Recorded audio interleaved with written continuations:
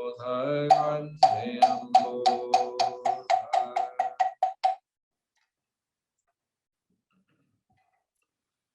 We're going to put our hands together and we're going to do a little metta practice. Metta is a compassion practice, okay? So what I want you to do is picture somebody in your mind, someone whom you love, okay? Just someone whom you love. Put that person's face in your mind, and then you're just going to repeat after me. May you be free from suffering. May you be free from suffering. May you be joyful. May you be joyful. May you awake. May you awake. Now we're going to take somebody that rubs us the wrong way. If you can take a person that's particularly irksome to you, it's great. Someone you really don't want to see in your mind's eye right now, okay? Just put them in your mind's eye. Just drop your shoulders back. Open your heart. And just repeat after me. May you be free from suffering. May you be free from suffering. May you be joyful. May you be joyful. May you awaken. May you awaken. Now, what I want you to do is see your own face in your mind's eye, like you're looking at a mirror. Just see your face. Look at the lines of your face. Look at what life has done to you. The stress lines, the crow's feet, the saggy bits, the blotchy skin, the receding hair, all of it. A little bit of anxiety and sadness in the eyes that are a little bit uncomfortable looking at yourself. Just see all of that and see it clearly. And just repeat after me. May you be free from suffering. May you be free from suffering. Let's use I. May I be joyful. May I be joyful. May I awaken. May I awaken. Okay, Shimimpa. We breathe in. Out. In. And out.